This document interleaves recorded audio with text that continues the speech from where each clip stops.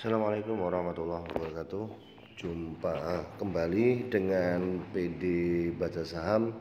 Kali ini kita coba akan belajar tentang ilustrasi menggunakan 9 RDN ya, sebagaimana yang disampaikan oleh guru kita bersama, guru pasar modal, yaitu Bapak Firabdul Jamal ya. Ini 9 RDN yang saya pahamin ya. 9 RDN yang saya pahamin terus saya praktekkan juga lumayan bagus untuk menjaga psikologis kita, berapapun model yang kita punyain. Tapi sebelum itu, kalau channel ini bermanfaat silahkan subscribe dan bagikan ke teman-teman yang baru masuk pasar modal ya. Mudah-mudahan channel ini bisa membantu menambahkan wawasan yang tidak banyak tetapi cukup pokok untuk kita perhatikan selama berada di pasar modal. Yang penting bisa cuan, uang aman, dan mendapatkan barokah. Oke, langsung saja saya menggunakan note dari aplikasi handphone ya. Ini saya gambarkan dengan garis biru itu berjumlah 9. Garis biru itu 9 yang saya sebut sebagai RDN ya. Ini simulasi ya teman-teman ya. 9 RDN. 3 RDN pertama kita gunakan untuk day trade. Day trade di sini kita bisa menggunakan atau kita gunakan teknik open sama dengan low.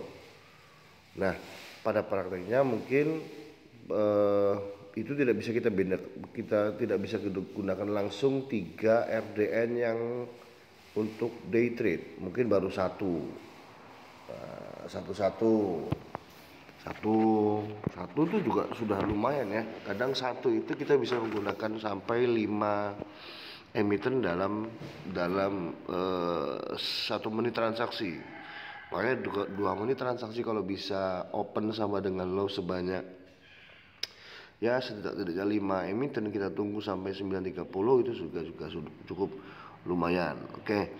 Nah, terus bagaimana yang kedua? Nah, yang kedua juga demikian. Kalau masih ada waktu setelah kita buka di layar satu rekening tadi, dibuka saja di akun RDN yang berikutnya, tapi RDN yang day trade.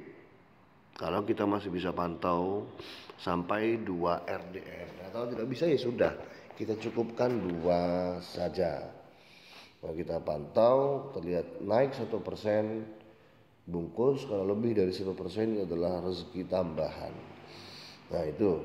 Nah kemudian yang ungu adalah RDN swing trade. Nah, RDN swing trade ini boleh jadi kita gunakan untuk mencari momentum pullback dari beberapa saham yang beberapa bulan terakhir terjadi penurunan cukup signifikan.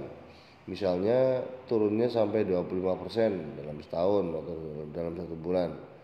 Penurunannya sampai dengan 10-20% selama 1 minggu. Itu bisa kita pantau. Andai saja ada indikator-indikator yang kita pakai menunjukkan area jenuh jual, maka itu kita bisa taruh di RDN yang berwarna ungu, swing trade. Nah itu boleh di mana saja, misalnya di RDN yang pertama, yang RDN swing trade taruh saja, simpan. Nah RDN swing trade yang kedua itu gunanya adalah ketika pada RDN swing trade yang pertama, misalkan kita kemarin beli CPRU ya. CPRU itu kemarin sempat naik sampai harga 97. Nah, ketika turun kita beli di harga 90. 90 dengan kekuatan misalnya 500 lot misalnya.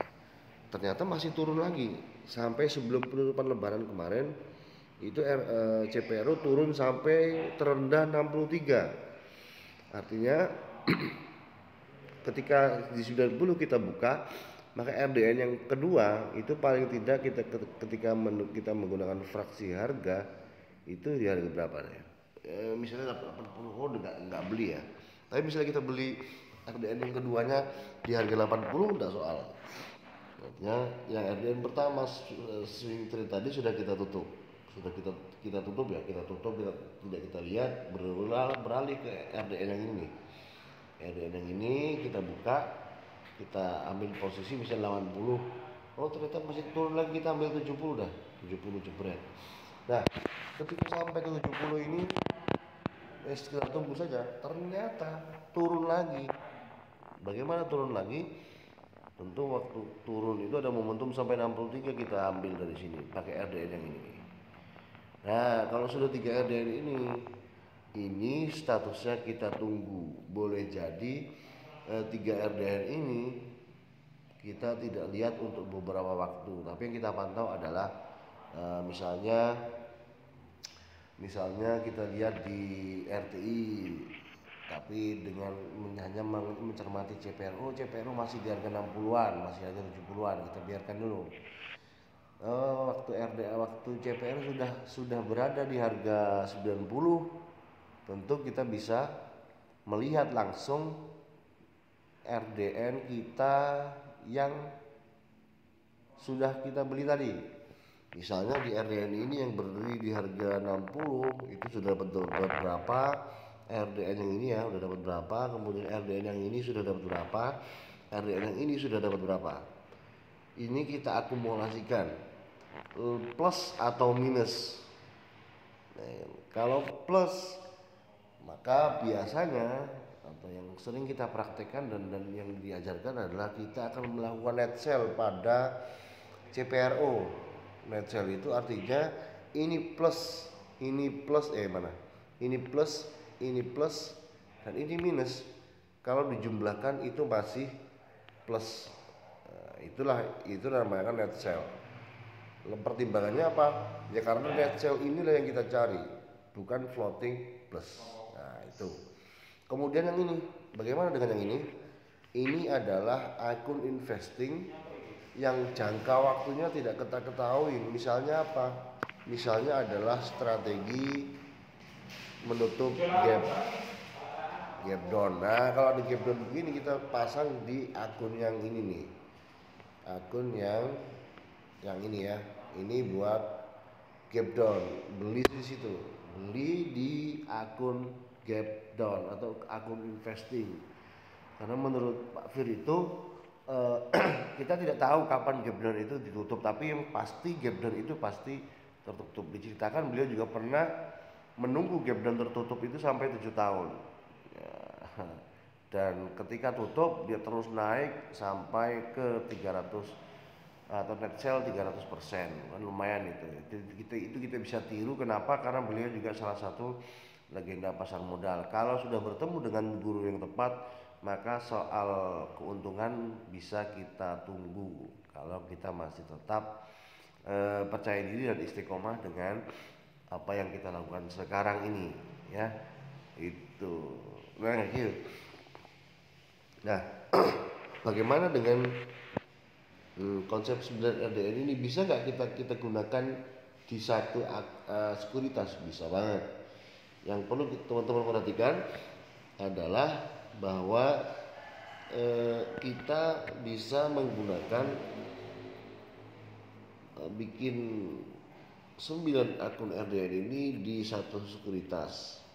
Tapi alangkah baiknya jika kita menggunakan sekuritas lain ya. Misalkan 9, kita pertama pakai A, sekuritas A 3 RDN, kemudian pakai sekuritas B 3 RDN, kemudian sekuritas C 3 RDN. Kenapa kita perlu menggunakan sekuritas yang berbeda? Ya kalau fungsi 9 RDN sama saja, tapi kita menjaga-jaga. Andai saja sewaktu-waktu ada satu sekuritas yang terjadi force majeure, misalnya apa?